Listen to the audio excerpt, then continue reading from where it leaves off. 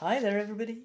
I'm Rosslyn. Welcome to Orkney, and welcome to part two of my second full playthrough of Knightmare, the Dragon's Lair by Dave Morris, based on the thrilling ITV series, which I'm sure quite a few of us remember from kids' TV in the UK. It was completely iconic here for nerds of a certain age, and it was glorious. I really enjoyed this show as a kid, and I'm really enjoying this book as an adult, I'll tell you. I would have got this, well, if I could, as a kid, if I'd known, I would have loved this as a kid. Hot diggity. But, on with the show. So I'll do a quick rundown of where I'm at on my character sheet. We are starting from paragraph 114. So,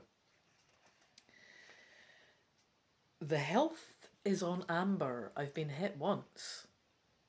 It's not the best, but can still take a hit, right? You can be red before you're dead. So, we've lost the Helm of Justice. I don't recall how, but that's gone. The Shield of Honour and the Lance of Truth we still have. For notes, there are two notes. Beware Drow in Deep Forest I've got, and Sleep with a Horseshoe hanging over you. Probably just good advice in general, to be honest. Particularly for this adventure, though, it seems. And it was 114. Brilliant. So, and that is everything. Yep, cool. Cool. You progress through the wood to a village, where you find a hay cart. Weary from your travels, you slump down in the hay and fall fast asleep. It is afternoon when you wake up. You decide whether to go to the stables here. Oh, it was a hub that I stopped at. It sounded exciting. Yeah. So we've got stables. I can visit the tavern across the village green.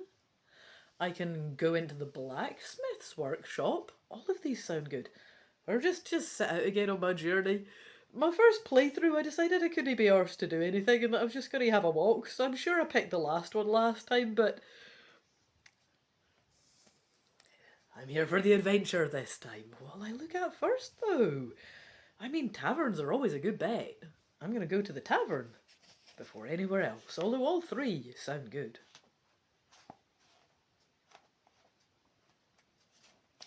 You enter the tavern. A low raftered room whose dark wood interior seems cool and dingy, in contrast to the bright sunshine outside. The landlord looks up, immediately insisting that you buy a drink for 1 gold coin. Oh. Do I have? I don't remember it giving me gold coins at the start. I've not picked any up. Let me check if I've got gold. That's all the lower parts. Right, let's see. 6 possessions. I'm not seeing anything about gold. Ooh. Or was this... Were we assuming... I can't remember how this went. Is it assumed I just have money? The character sheet doesn't even have a gold section. I'm going to assume I have gold, but I'm going to role play it as if I'm, not happy about this, right? Because, I don't know, what 1 gold piece sounds a lot for a drink, too. This sounds dodgy. Anyway, it might just be overpriced. Maybe it's a small town. So he's like, alright, you're buying a drink then, is it? Cheap at a gold coin, I think you'll agree. And I'm like, squinting at his board, and he's like, keeping an eye on me, right? So, sort of side-eye him, and then flick him a coin. I'd like a tankard of mead if he's going to give me the option, because that sounds like it might at least be worth a gold coin rather than beer or something tedious.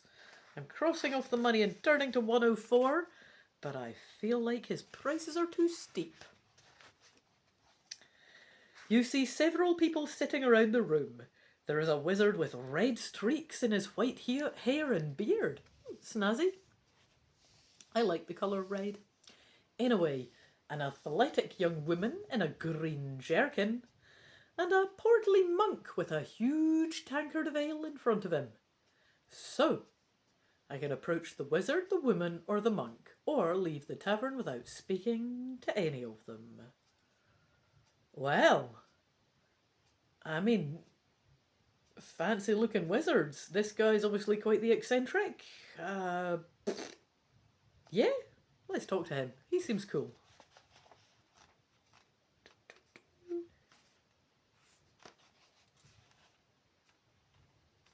Oh, this must be him. It started out saying Hodris. I wasn't sure what it was talking about. It must be the wizard. Hodris is shuffling a deck of cards.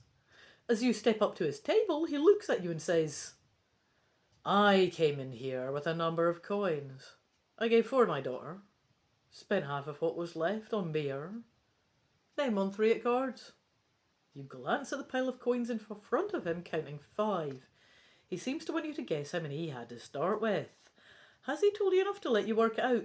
You can do a reverse equation, right? So he's got 5. He won 3 at cards.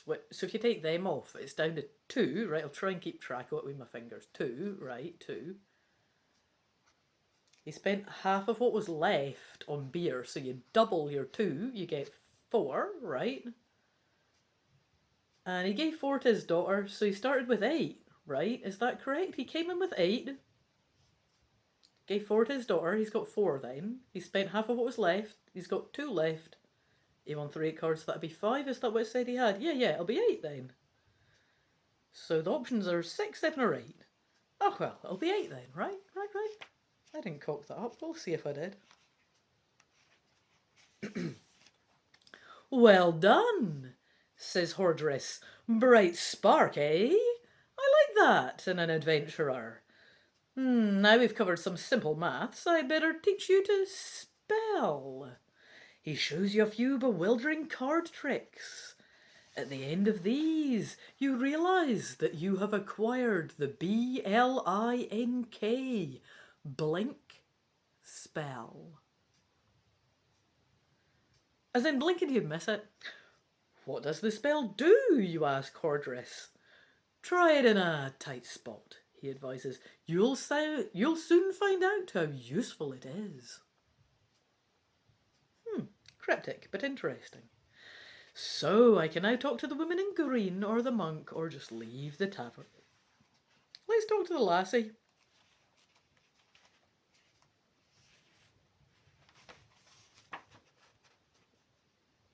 Oh, if you still have the Lance of Truth, I'm being lance checked for some reason.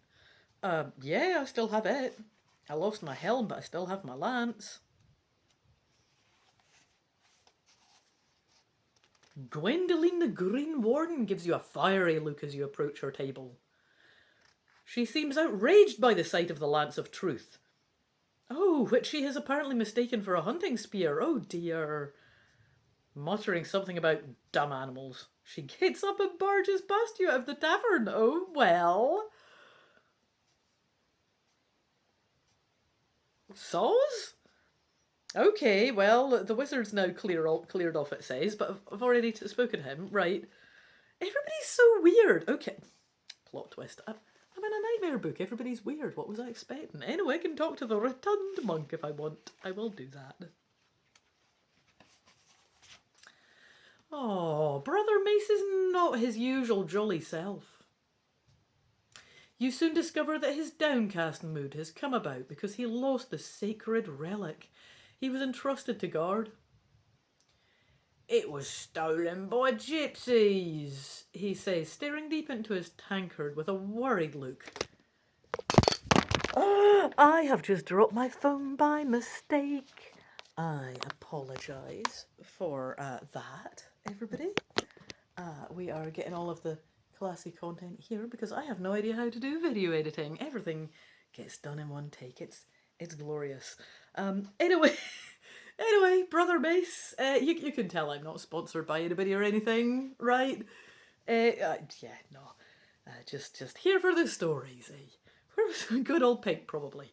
Right, so Brother Mace is saying it's no ordinary gypsies that have pinched his... What's been nicked again? Oh, the sacred relic he was going to guard, right. Gypsies have nicked it. Oh, not ordinary gypsies, mind you, but phantom gypsies. Oh, I'd creep in among 'em and try to steal it back. But I'd never pass for a phantom gypsy, not a man of my... Garth? You put in trying to be helpful? I was going to say, a man of my distinguished bearing, he says sharply. Then peering closely at you, he adds, a scrawny person such as yourself might manage it. Well, will you help? So I can agree, or I can say I can't because I'm on another quest. I'm not on a particular... Was I on a particular quest? Oh, yeah, the kidnapped. I am on my main quest. I mean, I think I've got time. Do I have time for a side quest? It's a good question. I'll give him help. We'll give that a try. Oh, that's excellent, says Brother Mace. He has brightened up considerably now that there is some hope of getting the relic back. He tells you that the camp of the Phantom Gypsies is in Tanglewood. Turn left at the stone cross, then stay on the road until you reach a pond, he adds. Note the code word, Wuru. That's right. Need to write down my spell and my code word. So we've got Wuru and Blink now, right. Here we are at 150. You leave the tavern and glance over towards the stables, which are now closed. Oh, I feel like I've really cocked up this hub. If you've not already bought a horse, you've missed your chance. You can drop in at the blacksmith's or leave the village. Let's go to the blacksmith.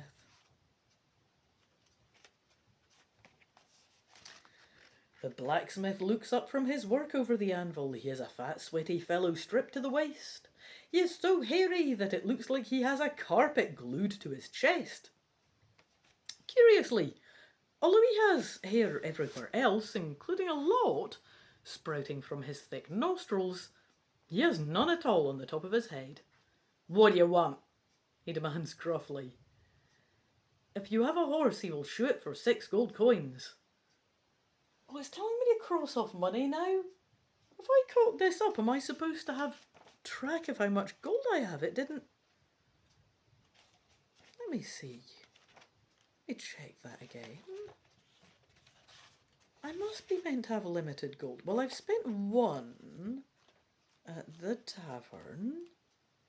Let's see, you need pen and paper. You have life force. You can carry 6 possessions. You have to drop one if you pick up another one.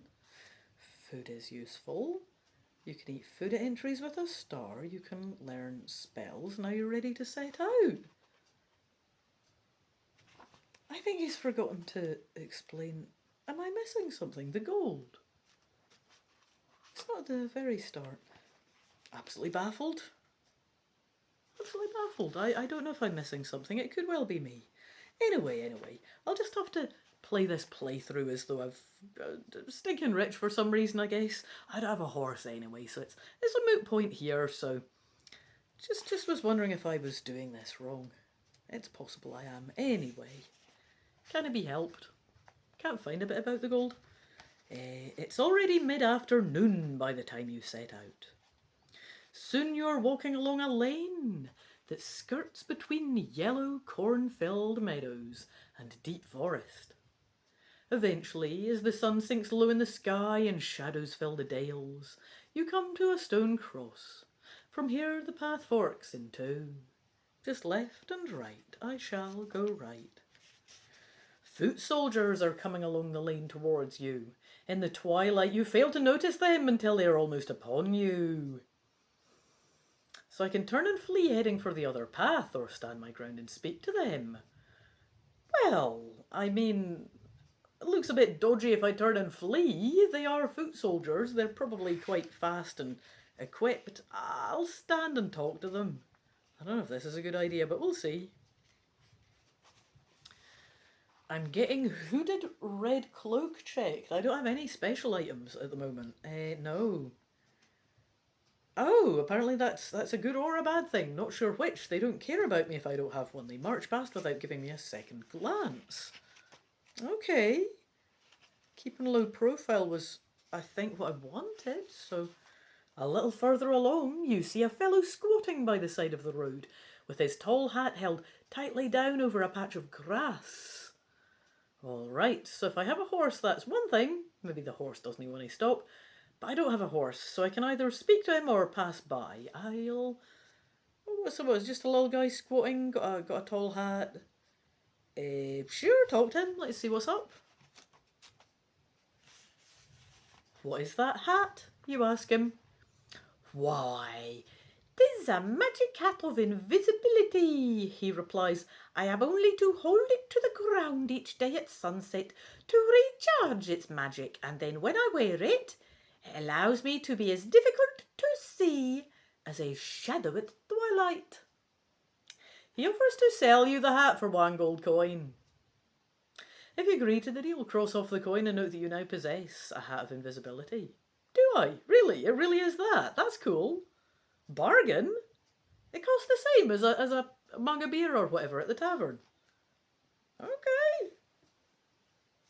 Okay. Hat of invisibility.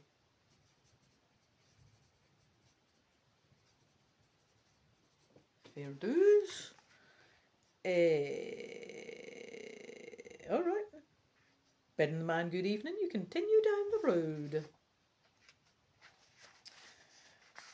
Just as the moon rises, you pass a turnstile where a little leprechaun is sitting smoking a pipe. His fluffy whiskers make him look like a crafty dandelion wearing a scarf. Without any preamble, he launches into a strange bit of doggerel. Oh, okay. I wasn't sure what a bit of doggerel was. I think it's like a riddle. All right. I'll just read it out normally too. 2 twins watch everything else, but never one another. And both get confused when each crosses his brother. Are they eyes? They're eyes, right? Is this a riddle about eyes? Before you can reply, he holds up his hand and adds, I'm after having a yes or no answer. Which is like a irony if it's all the same to yourself. Always give me another clue. It's a book for kids. Fair enough. It has got to be I, right? It says, what on earth can he mean? What will he reply? Aye or nay? Or I don't understand. Well, answer's aye either way, isn't it? Aye, aye. Get what I mean? He chortles, and a long fragrant puff of blue smoke rises from his pipe. Sure, and that's right. You saw right through that little pun of mine, eh? Yeah, I can't do that. I see I can't pull the wool over your eyes. I'm going to have to practice an Irish accent. I can see this now. I've never tried to be a leprechaun before. It's like written down like he's got an accent too. It's good. This is going to be so hokey if I read it out normal, but I'll just have to. He says, now, since you've answered me readily, you'll be after a snippet of help, no doubt. I'll be glad of it, you reply. He points with the stem of his pipe back along the road you've taken. Then return to the cross is my advice, and take the sinister path. I'll just give him a weird one again. When you reach a pond, turn off into Tanglewood, and watch out for the drow, sure and they're nasty fellers to run afoul of. Oh, it said that before, didn't it? Watch out for the drow in the deep forest, aye.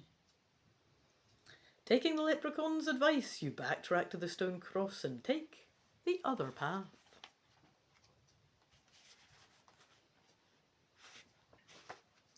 The moon is shining brightly across the fields by the time you arrive at a pond beside the road. On the far side of the pond you notice a small pavilion of white marble with ivy growing on the walls. You look to your left where the tangled woods loom darker than a coal cellar at midnight. So I can investigate the pavilion, venture into the woods, or head on along the road. So, Looming dark woods or a pavilion. Eh, I'll look at the pavilion. The woods seem menacing. No, just sure if I'm ready to plunge on into the woods. You're just skirting the pond when a figure steps out of the marble pavilion. She is a tall sorceress whose robes glint in hues of hard white, blue, and frosty grey. Raising her wand, she shouts a magical command, and a flurry of snow swirls across the surface of the pond, freezing it instantly. Cassandra the Winter Witch. Luckily, she has her back to you. If you want to dive into the bushes before she spots you, they're giving me that choice, right? Would I flee along the road or rush to attack Cassandra? That seems like a bad move. I think I probably want to dive into the bushes. If I flee along the road, she just has to turn around and see me, you know, and she sounds pretty tough. Yeah, diving into the bushes. Ideally before she spots me. You watch with mounting astonishment as a motley horde of goblins, spriggans, and pukas come capering out of the fields and hedgerows to skate on the frozen pond.